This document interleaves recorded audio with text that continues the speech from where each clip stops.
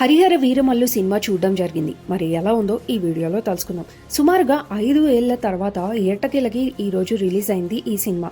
భారతీయ సంస్కృతి, హిందూ ధర్మాన్ని కాపాడటానికి నిలబడిన వ్యక్తి అయితే మచిలీపట్నంలో వజ్రాల దొంగతనం చేసి ఒక మహారాజ్ కంట్లో పడతాడు.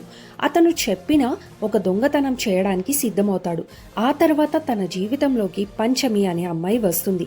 పంచమి వచ్చిన తర్వాత హరిహర వీరమల్లు జీవితంలో ఎలాంటి మార్పులు జరుగుతాయి, అసలు తన గతం ఏంటి, ఔరంగజేబ్ సింహాసనం మీద ఉన్న కోహినూర్ని దొంగతనం చేయడానికి ఢిల్లీకి ఎందుకు బయలుదేరతాడు, ఎవరితో బయలుదేరతాడు, చివరికి అనుకున్నది సాధిస్తాడా లేదా అన్నది కథ వివరానికి వెళ్తే ఇలా ఉన్నప్పటికీ సినిమా ప్రజెన్స్లో అయితే చాలా బాగుంది. మూవీ విషయానికి వస్తే ఎవరికైతే పవన్ కళ్యాణ్ ఫ్యాన్స్ ఉన్నారో వారికి నచ్చొచ్చు, కానీ వేరే వాళ్ళకి ఇది నచ్చకపోవచ్చు.